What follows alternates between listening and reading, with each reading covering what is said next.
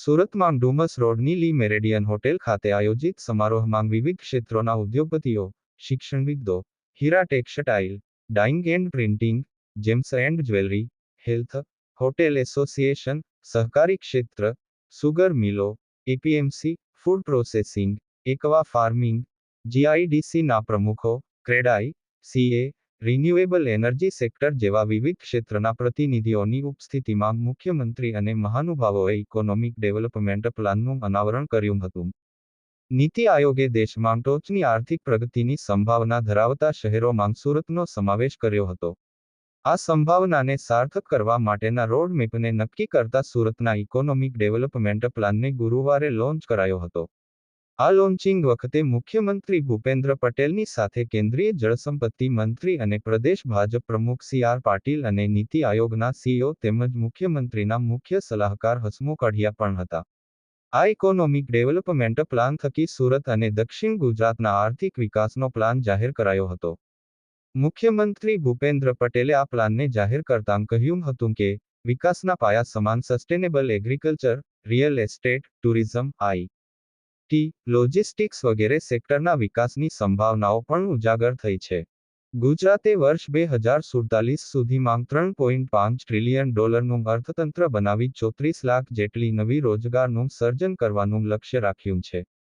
વડાપ્રધાનના દિશાદર્શનમાં ગુજરાત દેશનું growth engine બન્યું છે, જ્યારે ગુજરાતનું ગ્રોથ એન્જિન સુરત છે. સુરતે રાજ્યની આર્થિક ગતિવિધિઓના કેન્દ્ર તરીકે આગવી ઓળખ મેળવી છે. હવે અમૃતકાળમાં વિકસિત ગુજરાત બનાવીને અમે વિકાસમાં યોગદાન આપી દેશમાં અગ્રેસર રહેવા તત્પર છીએ. નીતિ આયોગના નેજા હેઠળ સુરતે દેશનો સૌપ્રથમ ઇકોનોમિક ડેવલપમેન્ટ પ્લાન બનાવ્યો છે. આ પ્લાન વિકસિત ગુજરાતથી વિકસિત ભારતનો લક્ષ્યાંક સિદ્ધ કરશે. શહેરી વિસ્તારોને સુનિયોજિત રીતે વિકસાવવાની કેન્દ્ર સરકારની પહેલ છે. ગુજરાતના સુરત સહિત 6 જિલ્લાઓની આ યોજનામાં પસંદગી કરવા બદલ નીતિ આયોગના અમે આભારી છીએ. આખી યોજના એ આપણી સામે હમણાં પ્રસ્તુત કરવામાં આવી, પણ આખા દેશના જે 4 રાજ્યોને આમાં યાદ કરવામાં આવ્યા, જેમાં પસંદ કરવામાં આવ્યા એમાં સ્વાભાવિકપણે મુંબઈ પણ છે, વારાણસી છે, વિશાખાપટ્ટનમ છે, પણ દાવા સાથે એમ કહી શકાય કે હવે તમે સુરતને એવોર્ડ નહીં કરી શકો. સુરતને પણ તમારે એમાં ધ્યાનમાં લેવું જ પડે. એ પ્રમાણનો ગ્રોથ એ સુરત શહેરનો અને સુરતના રિજનનો થયો છે. સુરતની ઘણી બધી વિકાસની વાતો કે સુરત રિજનની ઘણી બધી વાત કે ઇન્ડસ્ટ્રીની પણ હમણાં વાત આપણી સામે મૂકવામાં આવી. આ સુરત શહેર એક એવું શહેર છે, સીઓજી ના તો બધાને સમજ નથી હોતી.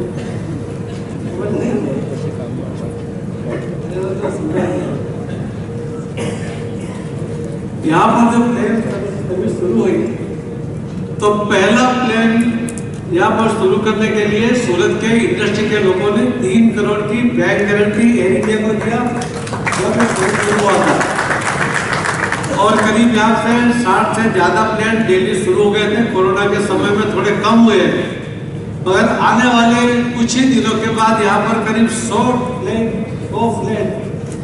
फ्लाइट शुरू हो जाएगी.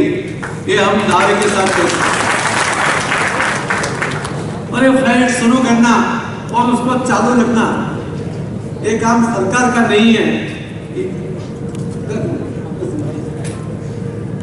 મને આપણે ગુજરાતીમાં બોલવાનું કહ્યું એટલે મારા માટે બી અનુકૂળતા થઈ જશે.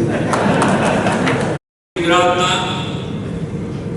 સુરત ઇકોનોમી રિજનના સર્વાંગી અને આધુનિક વિકાસના ભવિષ્યલક્ષી આયોજનનું સુદીર્ઘ રોડમેપ એવા માસ્ટર પ્લાન લોન્ચિંગનો આજનો અવસર છે.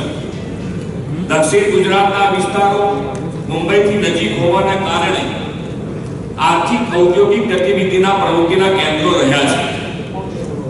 1960 જ્યારે ગુજરાત મહારાષ્ટ્રથી જુદું પડીને અલગ રાજ્ય બન્યું ત્યારે લોકો કહેતા કે માત્ર દરિયો, રણ અને ડુંગર ધરાવતું ગુજરાત શું વિકાસ કરવાનું હતું.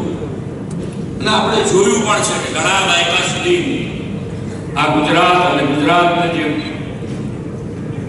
વિકાસ છે એ વિકાસ ખાલી તાપીથી વાપીની વચ્ચે જ રહ્યો. વીજળી, પાણી, રોડ રસ્તા ઇન્ફ્રાસ્ટ્રક્ચર એવા મોટા ભાગના ક્ષેત્રોમાં વિકાસની જે ગતિ થવી જોઈએ અને જેટલા થવો જોઈએ તેટલો થયો નહીં.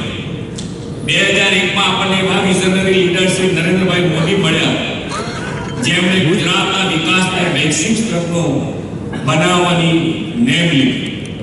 પાછલા દાયકાઓનો ગુજરાતનો વિકાસ અને 2001 થી અહીં દાયકાનો વિકાસ એ બંનેને જોઈએ તો વિકાસ કેવો હોય, કેટલા સ્કેલનો હોય, કેટલી ગતિનો હોય તે શ્રી નરેન્દ્રભાઈના નેતૃત્વને માં આપણને સ્પષ્ટ દેખાઈ આવે. રણ, ડુંગર, દરિયો, નદીઓ બધું એકું જ હતું, છતાં નરેન્દ્રભાઈના આવા વિઝન અને નવીનતમ સોચથી એ બધાને વિકાસના સ્ત્રોત બનાવી દીધા.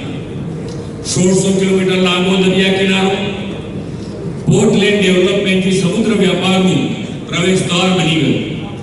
કચ્છનું રણ વિશ્વ પ્રવાસનનું તોરણ બન્યું અને ધોરડે નદે બેસ્ટ ટુરિઝમ વિલેજનું વિશ્વ ગૌરવ પણ મળ્યું. રણ પ્રદેશ અને ઉત્તર ગુજરાતની રેતાળ જમીનનો સૂર્ય ઉર્જાના ઉત્પાદનનો ઉપયોગ કરીને દેશનો પહેલો સોલાર પાર્ક ચારણકામમાં તેમણે સ્થાપ્યો હતો. વીજળીનું એવું સુદૃઢીકરણ મેનેજમેન્ટ કર્યું છે કે છેક અંતરિયાળ ગામોમાં જ્યોતિર્નામ યોજનાથી 24/7 3 ફેઝ વીજળી પહોંચી. આના કારણે ગ્રામીણ અર્થતંત્રમાં પરિવર્તન આવ્યું. એટલું જ નહીં, ગામડાઓમાં પણ મલ્ટી સ્પેશિયાલિટી હોસ્પિટલ ખુલી. આદરણીય શ્રી નરેન્દ્રભાઈએ સુજલામ સુફલામ ને સૌની યોજના તથા કેનાલ નેટવર્કથી નર્મદાના પાણી ગામે ગામ પહોંચાડી જળ ક્રાંતિ કરી. સુરત શહેર વિશ્વની ફલક પર ચમકી રહ્યું છે, ત્યારે સુરત શહેર માટે વધુ એક મોરપીંચ ઉમેરાયો છે. ભારતના નીતિ આયોગ દ્વારા સુરત શહેરની પસંદગી એ 4 શહેરોમાં કરવામાં આવી છે, જે વર્ષ 2047 સુધી ભારતના ગ્રોથ હબના ઉદાહરણ રહેશે. જી હા, ગ્રોથ હબ એટલે કે વિકાસનું ઉદાહરણ સુરત શહેર, આપણું સુરત શહેર બનશે. ખાસ સુરત શહેરની મુંબઈ, વિશાખાપટ્ટનમ સહિતના જે 4 શહેરો છે તેમાં પસંદગી કરવામાં આવી છે. વારાણસી પણ આમાં સામેલ છે. સુરત શહેરનું ડેવલપમેન્ટ હાલ જે રીતે હરણફાળ ગતિએ છે તેને વધુ ઝડપી નીતિ આયોગ દ્વારા લક્ષ્યાંક મૂકવામાં આવ્યો છે, જે સુરત શહેરના આવનારા ભવિષ્યને વધુ ઉજ્જવળ કરશે. કેમેરામેન સાબિર અલી સૈયદ સાથે કાદિર શેખ, કર્તવ્ય ગુજરાત ન્યૂઝ, સુરત.